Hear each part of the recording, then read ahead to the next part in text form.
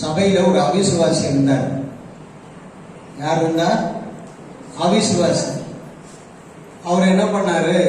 எப்போதுமே எதையுமே நம்ப மாட்டார். எவ்வளவு சொன்னாலும் நம்ப மாட்டாரு, எதை சொன்னாலும் நம்ப மாட்டாரு. சபையில என்ன பிரசங்கம் கேட்டாலும் நம்ப மாட்டார். அதெல்லாம் நம்ம பார்க்காததா அப்படின்ட்டு போவார். எல்லாம் நம்ம எல்லாம் ஒண்ணுதான், எல்லாமே கரெக்டு தான், எல்லாம் அப்படி போகுது அப்படின்ட்டு போவார். ஆனா ஞான ஸ்நானம் எடுத்திருக்கிறாரு, நல்லா ஜெபமெல்லாம் பண்ணுவாரு, நல்லா சபைக்கு வருவாரு, காணிக்கெல்லாம் போடுவாரு. ஆனா எதையும் நம்ப மாட்டார், விசுவாசிக்க மாட்டார். இப்போ ஒரு நாள் அவருக்கு ஒரு கொஞ்சம் ஒரு இக்கட்டான நிலையில ஒரு சந்தேகம் வந்து போச்சு. என்ன சந்தேகம்னா, ஒரு நபர்கிட்ட கேட்கிறார், ஒரு மூத்த விசுவாசிட்ட, ஏன் பிரதர் சுக வாழ்வுன்னா என்னது? என்ன பாசி எப்போ பார்த்தாலும் ஏசப்பா சுகம் கொடுப்பாரு, ஏசப்பா விடுதலை தருவாரு, ஏசப்பா அற்புதம் செய்வாருலாம் சொல்றாரு. பைபிள்ல இருந்து எடுத்து சொல்ற மாதிரி படிக்கிறாரு, சொல்றாரு.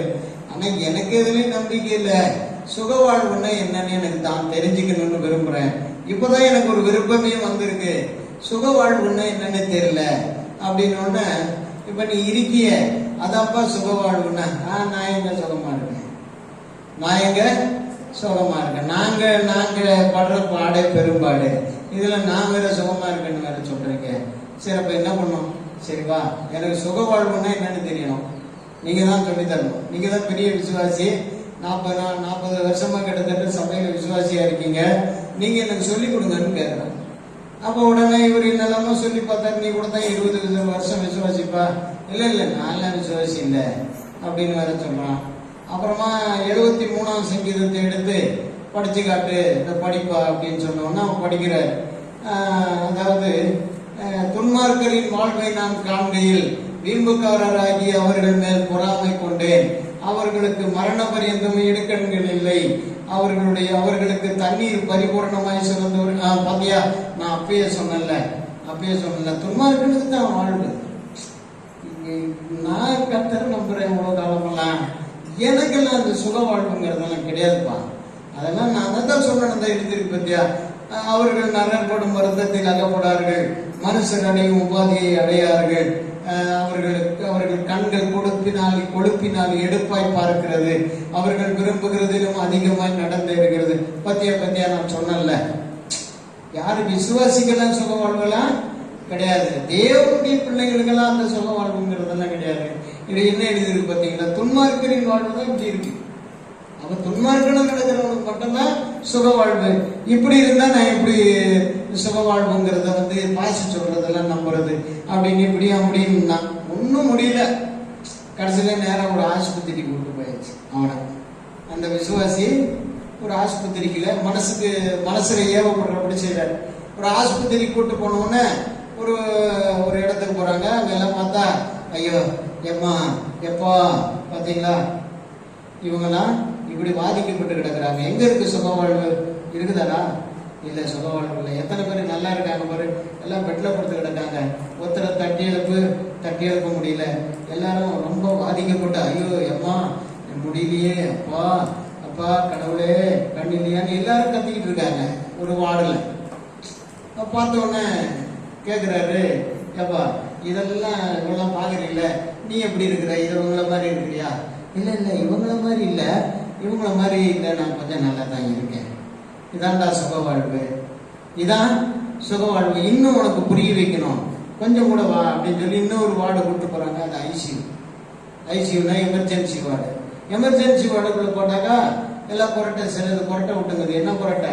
சாகரவன் விடும் சுவாசம்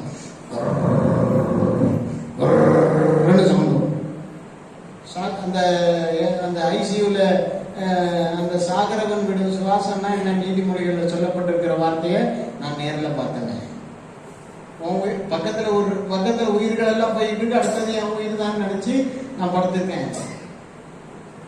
ஏன்னா நானும் அந்த ஐசியூல இருக்கேன். எனக்கும் ஒரு மோசமான ஒரு பாதிப்பு. ஐசியூல நானும் இருக்கேன். பக்கத்துல இருக்கிறதெல்லாம் ஒண்ணா அந்த என்ன சொல்லுவாங்க, ஜஸ்ட் அமைக்கி அந்த சிகிச்சை பண்றாங்க. பண்ணினாலும் ஒண்ணா போகுது, திடீர்னு மூச்சு போயிருது. அப்புறம் அந்த நின்று போகுது. அப்படி அப்படி தூக்கிட்டு பணம் கொட்டாக்கி போறாங்க. அடுத்து நம்ம தான் நினைச்சுக்கிட்டு இருக்கேன் நான். ஏன்னா எனக்கு அவங்க கெதிதான். என் கையில மாட்டிருக்கு, காலில் மாட்டிருக்கு, எல்லாம் மாட்டிருக்கு, ஒண்ணுமே சிகிச்சையெல்லாம் உனக்கு ஒன்றும் பண்ண முடியாது அப்படின்னு சொல்றாங்க. ஏன்னா பெரிய பாம்பு கடிச்சிச்சு. 2013 நடந்த சம்பவம் இது. ஒன்றும் பண்ண முடியாதுங்கிற நிலையில படுத்திருக்கேன். ஏசப்பா என்னுடைய நேரமே பின்னேரமே பேசுறேன். இது மாதிரி ஒரு ஆஸ்பத்திரியை காட்டினோடனே எல்லாம் பார்த்தோம், ஏண்டா இதெல்லாம் எப்படி இருக்கு? எல்லாம் ரொம்ப வருத்தத்துக்குரிய விஷயம்தான். இதை விட நீ எப்படி இருக்க? நல்லா தான் இருக்கேன். இதான்டா சுக வாழ்வு. அல்லேலூயா. இதான் உனக்கு சுக வாழ்வு. நீ கர்த்தரையே விசுவாசிக்கல, எப்பவுமே அவிசுவாசம் தான் பேசுற. ஒரு நாள் கூட சபையில நீ உண்மையா உன்னுடைய நம்பிக்கையை ஒத்துக்கிட்டது இல்லை. தேவனை நீ மகிமைப்படுத்துற மாதிரி எதுவும் சார்ஜ் சொன்னது இல்லை. எல்லாம் சந்தேகத்துல சொல்லி இருக்கிற. பார்த்து நீ நல்லா வச்சிருக்க, உன்ன நல்லா வச்சிருக்காரு பாருடா. இதான்டா சுக வாழ்வு. இன்னும் கொஞ்சம் ஒரு விஷயத்துக்கு போகணும், இன்னொரு இடத்துக்கு போகணும். அங்கேயும் கூட்டு போறேன்னா அங்கேயும் கூட்டு போறாங்க. அங்க போனா அது செப்டிக் வார்டு. செப்டிக் வார்டுல பார்த்தாக்கா எல்லாரையும் பிடிச்சி அறுத்துக்கிட்டு இருக்காங்க வார்டு பாய். அங்க டாக்டர்லாம் வர மாட்டாங்க. டாக்டர் வந்து அப்படியே பார்த்துக்கிட்டே போவாங்க. ஒரு மாஸ்க் எல்லாம் போட்டு, கண்ணாடி எல்லாம் போட்டு அப்படியே பார்த்துக்கிட்டே போவாங்க. ஏன்னாக்கா அழுகி ட்ரை ஆகி நாத்தம் எடுத்த பொண்ணு அதெல்லாம். அதை போய் டாக்டர் தொட மாட்டாங்க. இவன் ஒரு வார்டு பாய் சாராயம் அடிச்சுட்டு வந்து நல்லா அறுத்துக்கிட்டு இருக்காங்க. இது எப்படி இருக்கு? என்ன அறுத்து போட்டுட்டு இருக்காங்க. கையா இருக்கிறாங்க, காலா இருக்கிறாங்க, அறுத்து போடுறாங்க. ஆமா, இதை விட நீ எப்படி இருக்க? இதான் சுக வாழ்வு. நீ நல்லா இருக்கல, இதான்டா சுக வாழ்வு. அப்பதான் உனக்கு புரியுது, ஓ இப்படியெல்லாம் உலகத்துல இருக்குது போல. சுக வாழ்வுன்னா என்னன்னு நம்ம தெரிஞ்சுக்கணும். நம்ம சுக வாழ்வு இல்லைன்னு நினைச்சு நம்ம இவ்வளவு நாள் மறந்துடுச்சிட்டோன்னு அப்பதான் அவனுக்கு உணர்வே வருது. அல்லேலூயா, அல்லேலூயா.